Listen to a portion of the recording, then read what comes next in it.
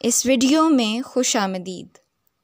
आइए दरख्वास्त लिखना सीखते हैं और उन अहम और बुनियादी नुकात को देखते हैं जिनका ख़याल रखने से आप इम्तिहान में एक अच्छी और जामे दरख्वास्त तहरीर कर सकते हैं। दरख्वास्त किसे कहते हैं या दरख्वास्त से क्या मुराद है? तो जैसे कि नाम से ज़ाहिर है, दरख्वास्त का मतलब गुजारिश करने के हैं या अर्ज़ करने के हैं, किसी ख्वाहिश के इज़हार के हैं। और चूँकि दरख्वास्त है तो वो यकीनन किसी अफसर या रुतबे में बड़े शख्स को लिखी जाती है और उसके सामने अहवाल बयान किया जाता है।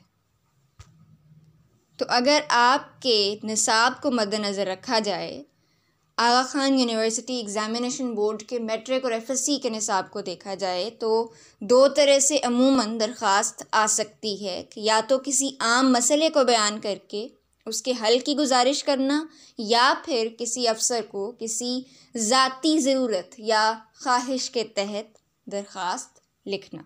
तो इन दोनों की मज़ीद वजाहत आगे चल के होगी। और अगर ये देखा जाए कि दरख्वास्त किसके नाम आती है अमूमन, तो वो किसी के भी नाम आ सकती है। वो प्रिंसिपल के नाम हो सकती है, वो लाइब्रेरियन के नाम हो सकती है, महकमा बिजली, महकमा गैस, पानी या अमला सफाई के नाम हो सकती है, किसी नौकरी के हसूल के लिए हो सकती है जहाँ नफ्से मज़मून में आपको दलाइल देना होंगे, और वो मुदीर के नाम भी हो सकती है। लेकिन हमेशा ये याद रखें कि जो दरख्वास्त आपको इम्तिहान में लिखनी है वो किसी ऐसे मौजू पर होगी जिस पे आप तफसील से लिख सकें, और दरख्वास्त में भी तफसील से लिखना ज़रूरी है। ऐसा नहीं है कि आप एक या दो सतूर में अपना मुद्दा बयान कर दें तो यहाँ दरख्वास्त ख़त्म हो जाती है, बल्कि उसी तरीक़ पे जिस तरह से हमने बाकी असनाफ़ में देखा, एक तहरीर लिखी जाएगी जिसको आप दरख्वास्त कहेंगे। अब इससे पहले हम ख़त लिखना सीख चुके हैं, रस्मी और गैर रस्मी ख़त दोनों का तरीक़ सीखा है। तो जिस तरह से ख़त लिखा जाता है या जिस तरह से रस्मी ख़त लिखा जाता है उसी तर्ज पे दरख्वास्त लिखी जाती है। यानी आप किसी एक शख्स से मुखातिब हैं और जिस शख्स से मुखातिब हैं उसके मकाम का लिहाज रखते हुए आप एक गुफ्तगू का रंग इख्तियार करके लिखेंगे। और दरख्वास्त का तरीक़ समझने से पहले ये ज़रूरी है कि आप पहले ख़त का तरीक़, रस्मी ख़त का तरीक़ और गैर रस्मी ख़त का तरीक़ दोनों की तफसील जानते हों, तभी आसानी से आपको सब समझ में आएगा। लिहाजा पहले वो वीडियो ज़रूर देख लें। तो यहाँ आपके जहन में ये सवाल आ रहा होगा, और अमूमन ये सवाल उठता है कि फिर ख़त और दरख्वास्त में फ़र्क क्या है? अगर ये एक ही तर्ज पे लिखे जाते हैं तो ये एक दूसरे से मुख्तलिफ कैसे हैं? तो यहाँ इनमें तीन बुनियादी फ़र्क, लेकिन बहुत बारीक से फ़र्क जो हैं उनको देख लेते हैं। पहला फ़र्क तो ये है ख़त और दरख्वास्त में कि इन दोनों का जो रस्मी आगाज़ और इख्तिताम है वो फ़र्क है, वो मुख्तलिफ है। किस तरह से ख़त शुरू करते हैं और किस तरह से दरख्वास्त शुरू करते हैं, और फिर इन दोनों को ख़त्म कैसे करते हैं, इनमें फ़र्क है। और इसकी तफसील अभी आगे चल के देख लेते हैं कि कैसे फ़र्क है। इसके बाद दूसरा फ़र्क जो बहुत अहम है लेकिन बारीक सा है, और अगर इसको आप समझ लें तो बहुत आसान हो जाएगा दरख्वास्त लिखना भी और ख़त लिखना भी, वो है इन दोनों का मकसद। ख़त का मकसद और दरख्वास्त लिखने का मकसद, दोनों में फ़र्क है। और वो फ़र्क ये है कि ख़त में जज्बात का इज़हार है, आपके ख़यालात का इज़हार है जो हम अपनी रोज़मर्रा ज़िंदगी में दूसरों से करते हैं। गैर रस्मी खतूत हैं या रस्मी खतूत हैं, दोनों में आप अपने ख़यालात और जज्बात का इज़हार कर रहे होते हैं। लेकिन अगर दरख्वास्त को देखा जाए तो वहाँ ना ख़यालात की ज़रूरत है ना जज्बात की ज़रूरत है, बल्कि ये हक़ाइक़ से मिल के बनेगी। इसका नफ्से मज़मून, हकीकत, हकीकी नुकात और असल हालात पे मबनी होगा, और वो हालात ख़ुद बज़ुबान हाल आपके या दूसरों के जो जज्बात हैं वो मुखातिब तक पहुंचा रहे होंगे। इसलिए दरख्वास्त में वाज़े तौर पर ख़यालात का इज़हार नहीं हो सकता। और तीसरा फ़र्क ये है कि दरख्वास्त का एक लाज़मी हिस्सा उस मसले का हल है या ये गुजारिश करना है कि आपकी अर्ज़ी को कबूल किया जाए, क्योंकि बहरहाल आप जिस शख्स को लिख रहे हैं, जिस अफ़सर को लिख रहे हैं, वो आपके मसले का हल निकाल सकता है। लेकिन ख़त में ये अमर लाजिम नहीं होता, बल्कि अमूमन ख़त का मकसद सिर्फ़ पैगाम पहुंचाना होता है। जिस शख्स को आप ख़त लिख रहे होते हैं वो बराह रास्त आपके लिए कुछ नहीं कर सकता अमूमन, जबकि दरख्वास्त हमेशा उसी को मुखातिब करके लिखी जाएगी जो ये अहलियत रखता हो कि वो आपके लिए या आपके मसले के लिए कुछ कर सके। इसलिए दरख्वास्त के दलाइल मुखातिब को कायल करने के लिए हैं, ख़ुद पे तरस हरगिज़ नहीं खाना या अपने मसाइल पे या माशरे पे हमें बहुत शौक़ है जल्दी खा लेते हैं, लेकिन दरख्वास्त से मुराद एक ऐसी तहरीर होगी जिसमें बज़रिया दलाइल और हक़ाइक़ आप मुखातिब को या अफ़सर को या जिसको भी आप ख़त लिख रहे हैं अपने मसले के हल के लिए आमादा करेंगे। जबकि ख़त का मकसद ये नहीं होता कि आप सामने वाले को आमादा करें या उसने दरख्वास्त को कबूल करना हो। तो ये चंद बुनियादी फ़र्क हैं ख़त और दरख्वास्त के, और इनको मद्देनज़र रखेंगे, इनको समझ लेंगे तो दोनों में फ़र्क आपकी तहरीर में नज़र आएगा। और इस ज़िमन में एक और बात याद रखने के काबिल है कि दरख्वास्त चूँकि आप किसी अफ़सर को लिख रहे हैं, हुक्काम बाला को लिख रहे हैं, तो यहाँ संजीदगी लाजिम है, एहतराम से बात करना लाजिम है,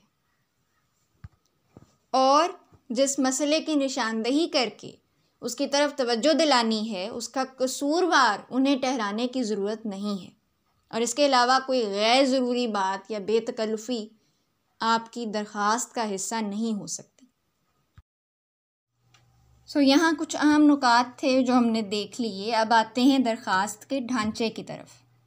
तो जैसा कि पहले बात हुई कि दरख्वास्त का ढांचा ख़त के ढांचे की तरह ही है, यानी जो ख़त के अहम हिस्से हैं वही दरख्वास्त के अहम हिस्से हैं, और ख़त के तरीक़ में, रस्मी ख़त के तरीक़ में तफसील से इसके मुतालिक बात हो चुकी है। सो अगर किसी ने वो वीडियो नहीं देखी तो पहले उनको देख लें, क्योंकि उसको देखने और समझने के बाद अगर आप दरख्वास्त की तरफ आएंगे तो ज़्यादा आसानी से समझ में आ जाएगी। और यहाँ पे बहुत ज़्यादा तफसील से हम बात नहीं करेंगे क्योंकि पहले बात हो चुकी है।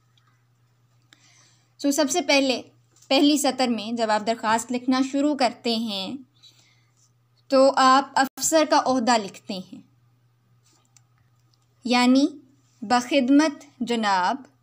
अब वो प्रिंसिपल साहब हो सकते हैं, वो फूड कंट्रोलर साहब हो सकते हैं, वो कोई भी हो सकता है, और उसके बाद शहर का नाम उसी सतर में।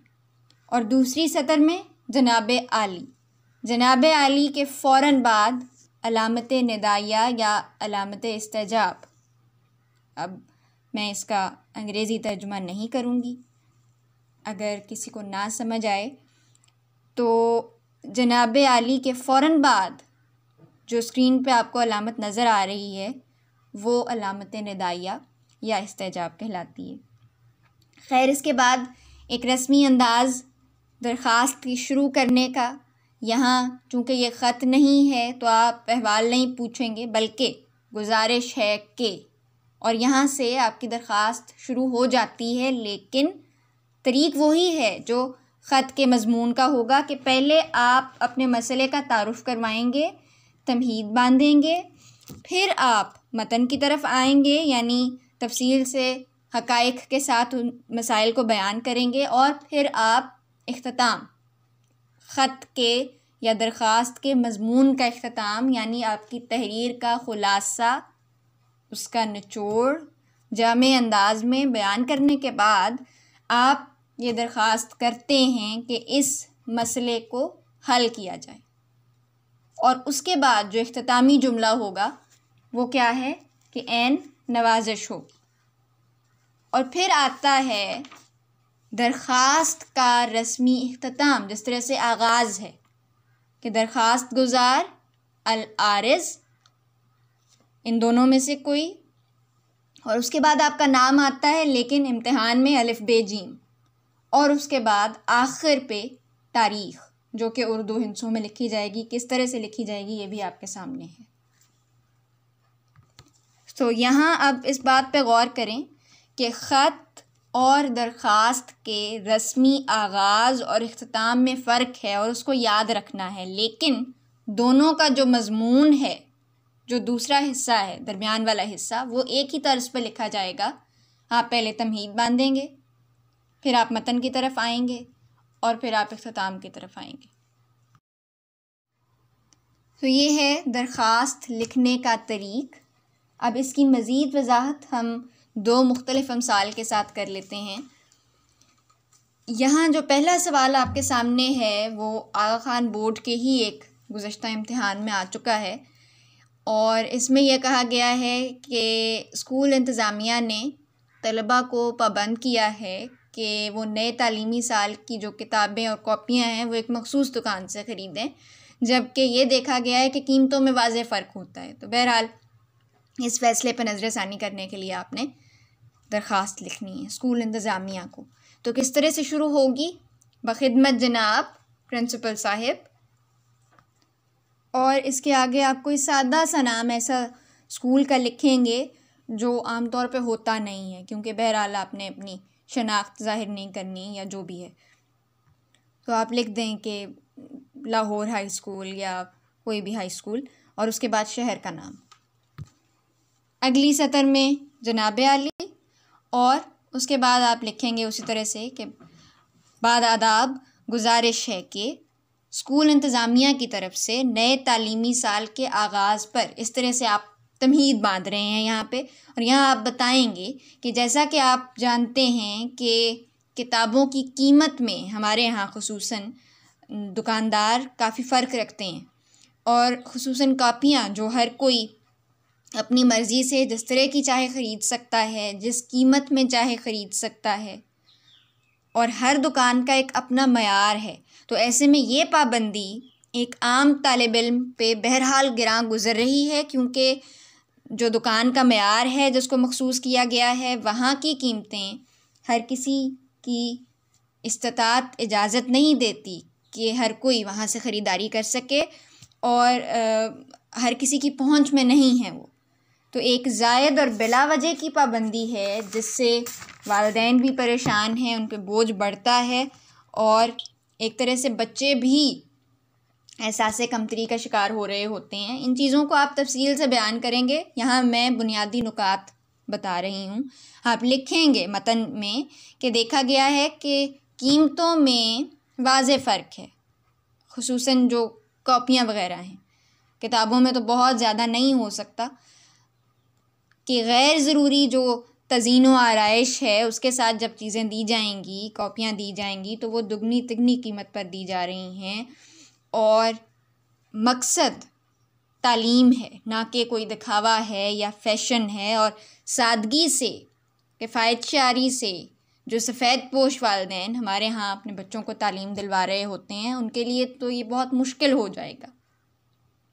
इसलिए आप ये लिख सकते हैं कि ऐसा ना हो कि फिर इस मुश्किल की वजह से वालिदैन बेबस हो के या मायूस हो के स्कूल तब्दील करवा दें अपने बच्चों का, और वो बुनियादी तालीम से कहीं महरूम ना रह जाएं। तो इस चीज़ का हल ज़रूरी है। और फिर आप अपनी तहरीर का इख्तिताम करते हैं, यानी निचोड़ निकालते हैं कि इन मसाइल को मद्देनज़र रखते हुए, जो मसाइल आप तफसील से पूरे सफ़े पे बयान करेंगे, मेरी, और यहाँ तो आप ये भी लिख सकते हैं कि मेरे साथी तलबा की गुजारिश है कि स्कूल इंतज़ामिया इस फ़ैसले पे नज़र षानी फ़रमाएँ और इसका कोई मुनासिब हल निकालें, ऐन नवाजिश होगी। और उसके बाद वही तरीक़ अल आरिज़ अलिफ़ बे जीम और आपकी तारीख़ आ जाएगी। दूसरा सवाल आपके सामने है जो कदरे ज़ाती और मुख्तलिफ़ किस्म की दरख्वास्त है कि एक मुआविन लाइब्रेरियन की ज़रूरत है जिसका काम लाइब्रेरी के इंचार्ज की मदद करना है, और ऐसे तलबा जो इस काम में दिलचस्पी रखते हैं वो अपने तालीमी कवायफ और महारतें जो इस काम में मुआविन साबित हो सकती हैं उन्हें मद्देनज़र रखते हुए लिखें। और इसके अलावा उन्होंने नीचे एक सतर का इजाफ़ा करके वाज़े कर दिया है कि आपकी गर्मियों की छुट्टियां होने वाली हैं और आप अपनी इन छुट्टियों को कारआमद बनाना चाहते हैं, इस सिलसिले में आपने लिखना है। तो यहाँ पहली बात वाज़े हो गई कि इस तरह की दरख्वास्त जब भी आएगी तो ये याद रखें कि आप तालिब इल्म हैं, आपके पास कोई डिग्री नहीं है, आपकी गर्मियों की छुट्टियां हैं और इस अरसे में आप अपनी सलाहियतों को या अपने शौक़ को पूरा करना चाहते हैं, जो सिर्फ़ शौक़ नहीं होगा बल्कि आपके पास मुख्तसर सा तजुर्बा होगा या आपकी मालूमात इस कदर होंगी कि आप साबित करेंगे कि आप इस काम के अहल हैं। और इस तरह से कोई भी उन्वान आपको दिया जा सकता है इस किस्म की दरख्वास्त में कि बतौर मुआविन नर्स या बतौर मुआविन मदीर, मुआविन ही हो सकते हैं, ये भी याद रखें। ऐसी दरख्वास्त में हक़ाइक़ क्या होंगे?